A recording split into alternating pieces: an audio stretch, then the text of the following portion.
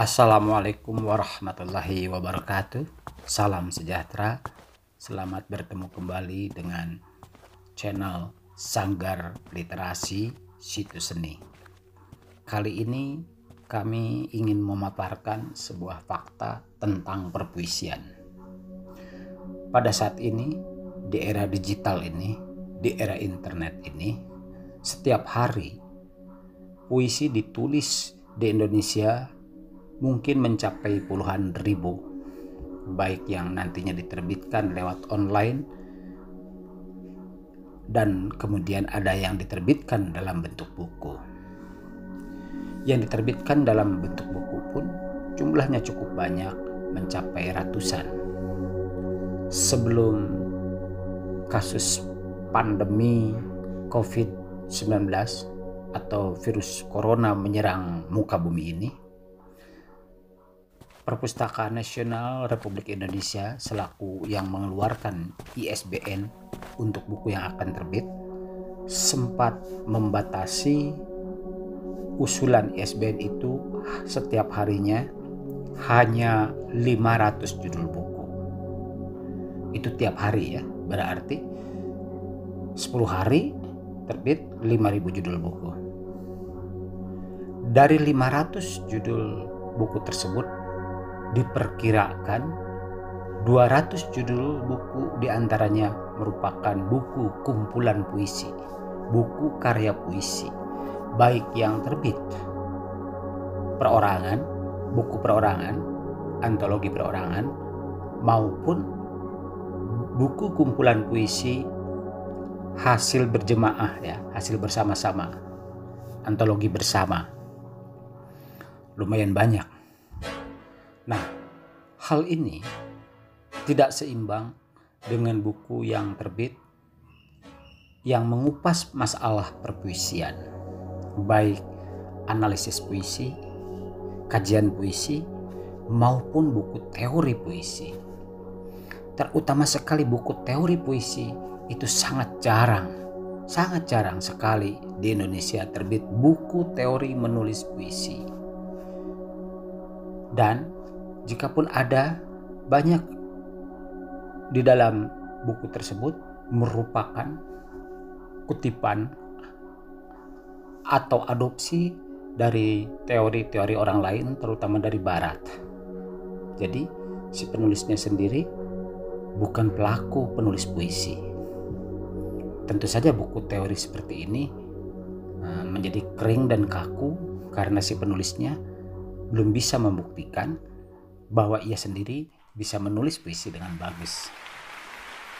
Dari buku yang langka tersebut, salah satunya terbit adalah buku teori menulis puisi dengan judul Menghidupkan Ruh Puisi, Seluk-beluk dan Petunjuk Menulis Puisi yang ditulis oleh Dodi Ahmad Fauzi. Penulisnya ini, Dodi Ahmad Fauzi, tercatat sebagai sastrawan angkatan 2000 versi pengamat sastra Kori Layun Rampan. Kori melakukan penelitian dalam satu dekade dari tahun 1990 sampai tahun 2000, mengamati berbagai puisi yang terbit di koran, dan kemudian ia mengklasifikasi tulisan-tulisan tiap penulis itu sehingga ditemukanlah para penulis itu ciri khasnya yang menonjol, lalu produktivitasnya dan kreativitasnya. Dalam buku Kori Layun Rampan yang diterbitkan sastrawan angkatan 2000 itu hanya ada 75 sastrawan di Indonesia. Itu pun dibagi ke dalam penyair, prosais, drama, penulis drama, dan penulis esai. Dodi Ahmad Fauzi tercatat di dalam 75 sastrawan itu dari kalangan penyair. Ia menulis puisi sejak tahun 1990 dan puisi pertama dimuat di Bandung Pos pada tahun 1991. Nah, pada tahun 2018 karena desakan dan dorongan beberapa penulis puisi terutama dari kalangan guru agar diterbitkan buku yang bisa memandu bagaimana menulis puisi yang baik. Maka lahirlah buku Menghidupkan Ruh Puisi tersebut. Buku ini terdiri dari 5 bab. Bab 1 bicara tentang perpuisian secara umum, termasuk definisinya, jenis-jenis puisi, dan pembagian berdasarkan periode. Itu di bab 1. Ini penting untuk wawasan. Namun yang paling penting dari buku ini adalah bab 2 dan bab 3 yang berupa materi teori memandu menulis puisi. Bab 2 itu bicara tentang jiwa puisi, bahwa puisi itu harus punya jiwa, dan salah satu unsur yang terpenting di dalam jiwa itu adalah roh. Manusia boleh ganteng, manusia boleh cantik, manusia boleh pintar, manusia boleh kaya, tetapi ia menjadi tidak bermakna ketika tidak punya ruh, karena tinggal dikuburkan.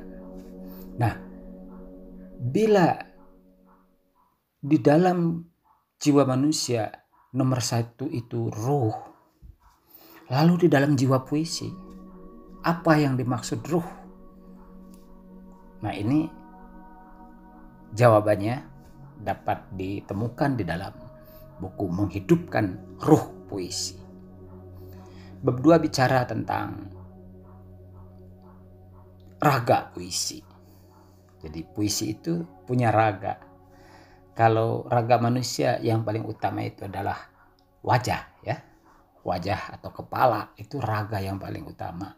Lalu unsur-unsur lainnya. Nah, kalau di dalam puisi, apa yang paling utama menjadi raga puisi?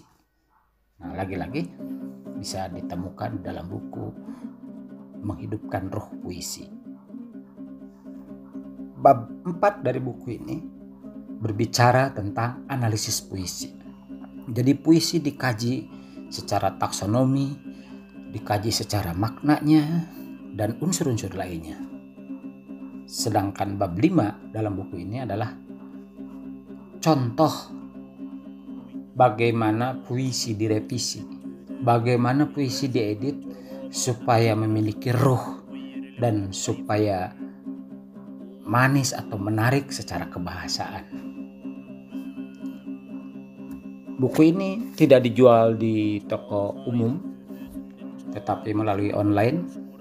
Anda bisa memesannya kepada Sanggar Situs Seni. Selama persediaan masih terbatas, seluruh pemesanan dan layanan insya Allah akan kami penuhi, dan ada spesial untuk para pemesan. Apabila memesan 5 buku, maka buku yang ke-6 gratis. Buku ini dijual senilai Rp75.000. Sangat murah. Bila Anda serius ingin berpuisi dan sulit mencari panduan menulis puisi, maka membaca buku Menghidupkan Ruh Puisi, Seluk-beluk dan Petunjuk Menulis Puisi adalah langkah yang tepat. Demikian tayangan dari kami. Terima kasih atas kebersamaannya. Wassalamualaikum warahmatullahi wabarakatuh.